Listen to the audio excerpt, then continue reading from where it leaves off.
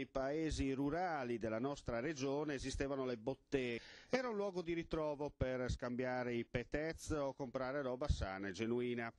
Oggi che la globalizzazione ha preso il sopravvento, la nascita e proliferarsi, meglio dei conigli, dei centri commerciali porta a molti punti interrogativi. Neppure la Bisiacaria si sottrae a tale invasione con relative polemiche. A San Canzian di Sonzo la locale giunta comunale ha deciso di far sorgere un nuovo complesso commerciale da realizzare nei pressi della frazione di Belliano. Un progetto in dimensioni minori. Sorgerebbe su un'area a vocazione agricola, al cui posto verrebbero realizzate superfici di vendita da destinare ad alimentari, elettronica e affini, oltre all'espansione dell'esistente agraria. Il problema, semmai, arriverà quando il centro sarà operativo, perché nelle vicinanze, vedi Ronchi e Monfalcone sul lato destro dell'Isonzo, Fiumicello e Cervignano sulla riva opposta, e senza contare un grande supermercato in via di ultimazione a Fogliano, portano molti punti di domanda interrogativi.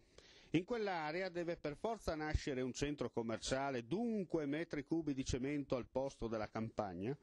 Oppure si può studiare una soluzione alternativa senza sconvolgerne il territorio? Pensar male non costa nulla, perché nei tempi antichi San Canzian sorgeva sull'antica via Gemina, strada principale verso il porto di Aquileia per chi arrivava da est.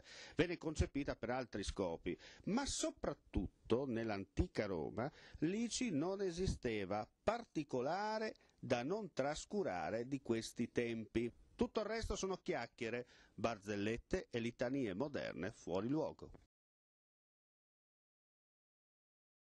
C'è baruffa nell'aria? Nessun rigurgito emerso dalla nostalgia degli anni '80, quella della Milano da bere per capirci, ma la realtà dei fatti a Monfalcone.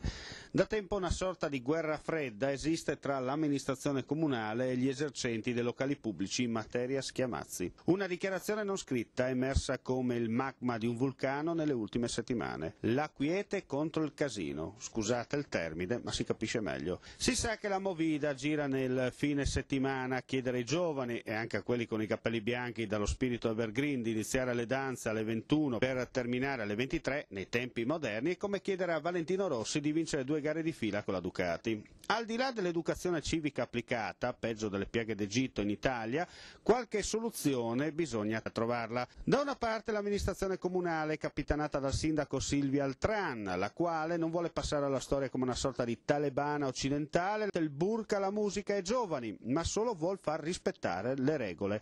Dall'altra DJ e gestori locali, quali lanciano una sorta di jihad contro le restrizioni imposte dal palazzo. Sta di fatto che qualcosa bisogna fare, della serie un colpo al cerchio, un colpo alla botte, ma alla fine tutti usciranno vincitori, perché siamo sempre in Italia, di cui Monfalcone ne fa parte, dove tutto è possibile e niente è impossibile.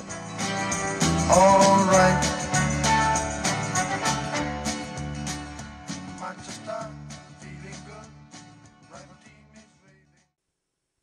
A partire dal 10 ottobre al 13 novembre prossimi la mostra d'ingresso gratuito sarà ospitata nella sala APT presso la stazione ferroviaria di Gorizia. Presentata 100 anni di immagini e di parole raccolte nell'archivio multimediale della memoria dell'immigrazione regionale, propone una riflessione sulle migrazioni come condizione universale del genere umano, realizzata poi in diverse forme sulle diverse motivazioni che inducono a lasciare la propria terra d'origine. Segue i fili delle storie di vita degli immigranti che si intersecano nelle trame delle reti che organizzano i movimenti di chi è costretto a partire o desidera farlo.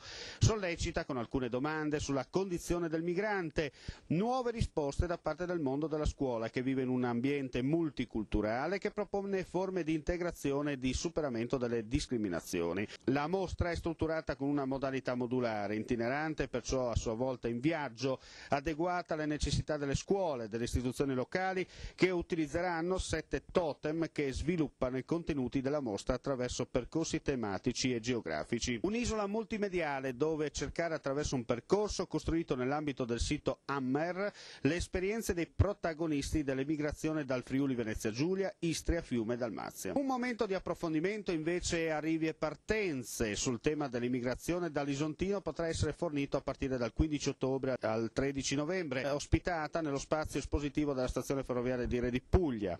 L'iniziativa L'iniziativa, fortemente voluta dalla provincia di Gorizia, presenta le fotografie e le storie di vita legate all'immigrazione provinciale ed è suddivisa in 3 periodi scanditi dalle censure delle guerre mondiali. Dall'800 è l'emigrazione temporanea in Europa, fino alle cosiddette alessandrine, le donne che lavoravano a servizio delle famiglie egiziane, e dell'immigrazione durante gli anni 20 e 30, caratterizzata dalle storie di fuoriusciti antifascisti e dall'avventura coloniale.